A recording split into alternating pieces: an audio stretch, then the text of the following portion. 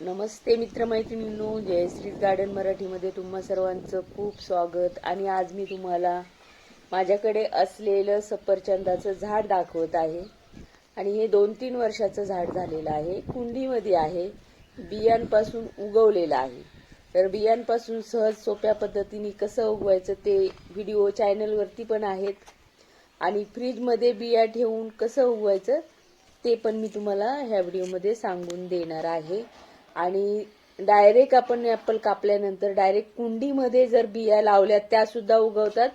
आणि हे रोपं त्याच पद्धतीचे आहेत. तर व्हिडिओ संपूर्ण पहा. आणि हे ॲपलचं रोप आता किती दिवसांनी फळं देईल मला माहीत नाही, पण आलेलं आहे. आणि जमिनीमध्ये पण 2-3 रोपं आलेली आहेत, ते सुद्धा मोठी झालेली आहेत. ते नंतर आपण कधीतरी पाहूयात. आता हे रोप पहा आणि पुढील व्हिडिओ संपूर्ण पहा, म्हणजे तुमच्या लक्षात येईल मी कसं लावलेलं आहे. पण ते हे रोप नाही आहे, हे वेगळं रोप आहे, बियांपासून उगवलेलं. डायरेक्टली ॲपल कापून त्या बिया आपण कुंडीमध्ये लावलेल्या आहेत आणि त्यापासून हे रोप तयार झालेलं आहे. तर त्यासाठी मी आता पुढील व्हिडिओमध्ये काय काय मी केलेलं आहे ते तुम्हाला दाखवते. संपूर्ण पहा. ही पिवळसर माती आहे, हे शेणाचं बारीक कुजून झालेलं आहे. हे हिरवं शेण आहे, म्हणजे वाळलेलं गौरीचं आहे हे मिश्रण. ही थोडीशी राख आहे आणि ही काळी माती आहे. ते सर्व मिक्स करून ठेवते.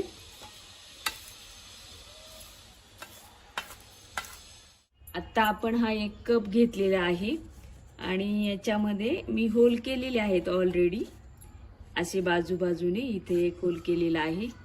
तर याच्यामध्ये आपण हे नारळाच्या शेंड्याचं असं करून गोळा करून असं ठेवून देणार आहोत.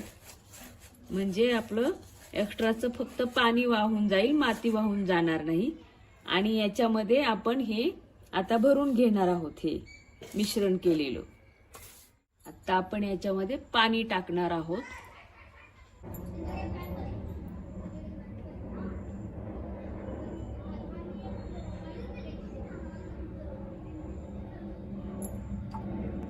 तर ॲपल खूप गोड होतं म्हणून त्याच्या बिया मी 2 तरी महिने झाले असतील याच्यामध्ये ठेवून दिल्या होत्या फ्रीजमध्ये. ह्या प्लास्टिकमध्ये टिश्यू पेपरमध्ये भरून ठेवलेल्या होत्या. आणि आता त्याला चांगले असे कोंब आलेले आहेत. तर तुम्ही पहा आता.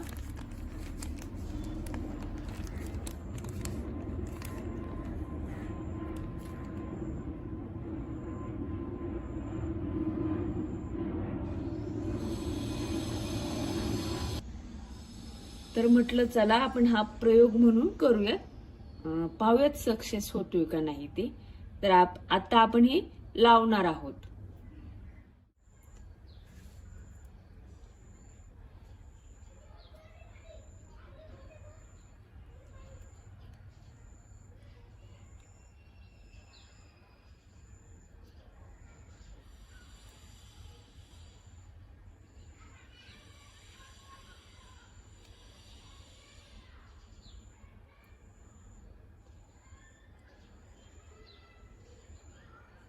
आणि ह्या 2-3 बिया पण लावून टाकणार आहोत.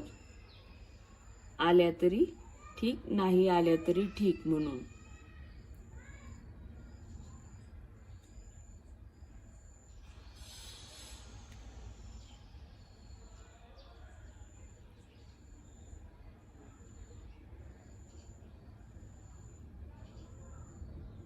आणि ह्या 2 बिया परत मी फ्रीजमध्ये ठेवून देणार आहे. हे असं गुंडाळून याच्यामध्ये ठेवून देते. आता हे हलकेच असं थोडंसं माती टाकते. वरून थोडंसं पाणी टाकणार आहोत. आणि हा प्रयोग सक्सेस झाला तर परत एकदा आपण बघूयात.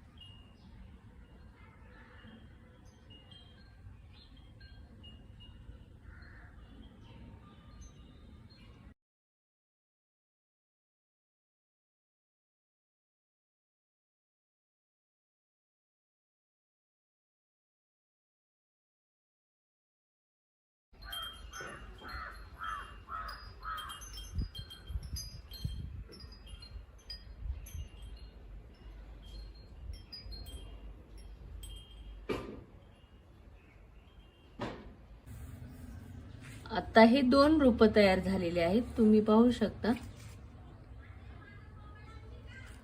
अजून एक रोप बहुतेक कधी उगवेल माहित नाही. आता थंडीचे दिवस आहेत म्हणून कदाचित ते रुजू झालं असावं.